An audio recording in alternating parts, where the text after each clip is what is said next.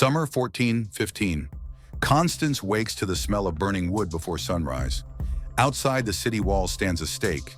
Not towering, not ceremonial, just tall enough for one man to vanish on it. A thin figure is chained there, unmoving, eyes fixed on a distance only he can see. Jan Hus. He arrived under an emperor's written guarantee of protection. He will leave as drifting gray ash, blown into a river that never asked to carry him, because promises don't break under pressure. They break the moment power decides they should. This is the lost past, where history doesn't echo, it accuses. A world poisoned from within Europe is exhausted. The Black Death has carved empty roads through cities that once overflowed with life. The 100 Years' War smears families into mud and memory. And the Church, guardian of souls, has fractured into rival popes battling like monarchs. In this world, forgiveness is sold, loyalty is rented, and holiness carries a price tag. Corruption isn't a failure of the system, it is the system. But in Bohemia, one voice rises that refuses to bend with the rest. Measured in tone, deadly in clarity, unmovable in conviction. The man who made truth dangerous.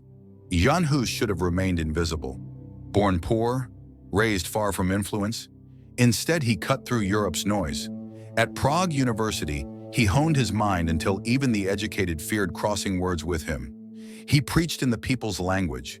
He exposed indulgences for what they were, receipts for salvation no one could actually buy. And then he spoke the sentence Rome feared more than any army. Christ, not the Pope, is head of the Church. To ordinary people, it was liberation. To the Church, it was a declaration of war. His sermons spread through taverns, markets, and city squares, copied by students, whispered by parents, carried like smoldering coals waiting for oxygen. And Rome realized something truly dangerous. Hus didn't gather followers. He awakened them. The summons, the door that only closed one way, 1414. The Council of Constance summoned Hus to defend his teachings, not to question him, but to corner him. Emperor Sigismund issued a safe conduct, a guarantee stamped with imperial authority. But emperors don't offer guarantees. They offer bait. Friends begged Hus not to go. They knew promises written by power rarely survive longer than the ink drying on them. Hus answered with a line that became his inheritance to history. I would rather die for truth than live in silence. And he rode to Constance with a safe conduct in his hand and a cell already prepared with his name on it. The betrayal. Words never meant to protect. He never reached the council chamber. Guards seized him on arrival.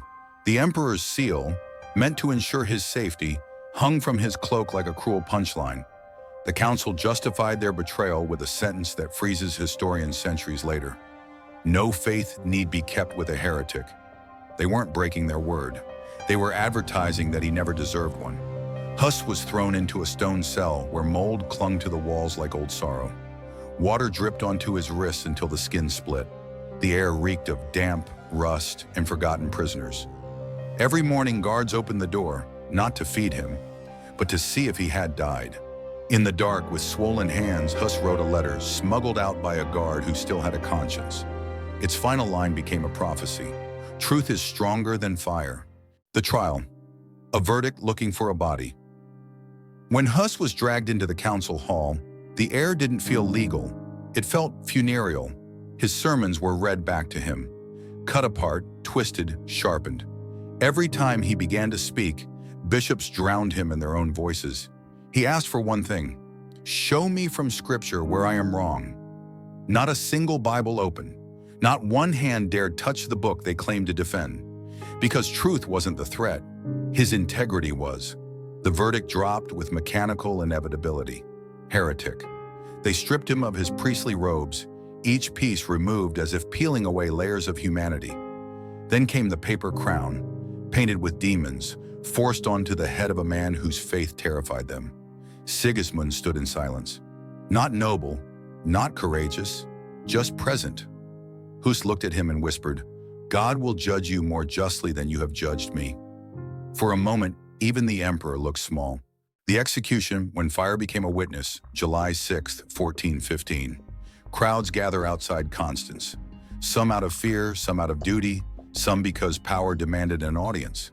Hus walks barefoot to the stake, each step cutting into his feet, each breath tight against the rope crushing his chest.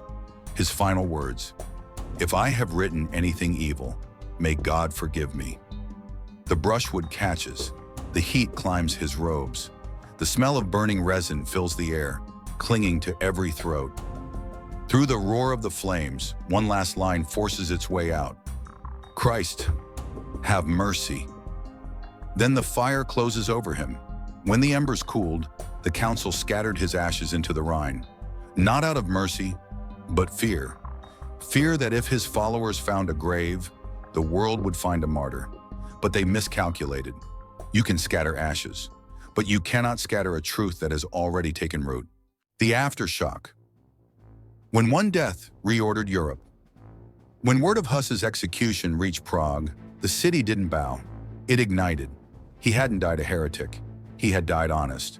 And honesty in the hands of the oppressed is far more dangerous than any weapon. Churches loyal to Rome were stormed. Clergy fled in disguise.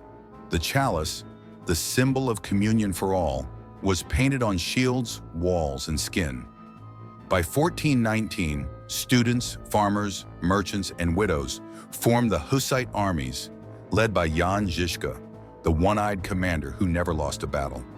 Wagons became fortresses, hymns became war cries, and crusader armies shattered against them again and again. Rome burned one man. Bohemia answered with a revolution. Legacy, truth outlives the hands that try to quench it. A century later, Martin Luther stood before his own council. He refused to recant. When asked where he found the courage, he answered, "We are all Hussites," without knowing it. Hus didn't live to see the Reformation, but his death lit the fuse beneath it. And the question he left behind haunts every age. What does truth cost? And why do the honest always pay first? The promise that burned Jan Hus walked into Constance carrying an emperor's guarantee. He left that city in smoke.